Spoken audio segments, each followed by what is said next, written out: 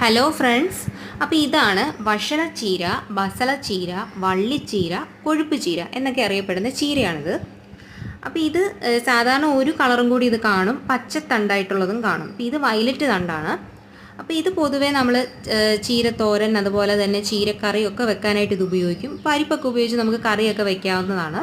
അപ്പോൾ ഇതിൻ്റെ ഇളം തണ്ട് ഒടിച്ച് നമുക്ക് തോരൻ വയ്ക്കാൻ എടുക്കാവുന്നതാണ്. അപ്പോൾ അത്യാവശ്യം നല്ല ടേസ്റ്റുള്ള ചീര തന്നെയാണിത്. അപ്പോൾ ഇതിൻ്റെ അരികളൊക്കെ പാകി കിളിപ്പിച്ചിട്ട് നമുക്കിതുപോലെ തൈകളൊക്കെ ഉണ്ടാക്കിയെടുക്കാം. അങ്ങനെ ഇത് നടാം.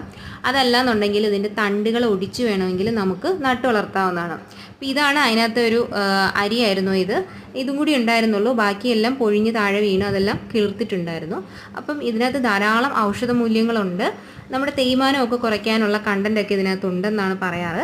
അപ്പോൾ ഇതൊക്കെ എല്ലാവരും ഒന്ന് ട്രൈ ചെയ്ത് നോക്കണം, വീട്ടിലൊക്കെ നട്ട് വളർത്തണം. ഓക്കെ, അപ്പോൾ ബൈ. മറ്റൊരു വീഡിയോ ആയിട്ട് വരാം. ലവ്.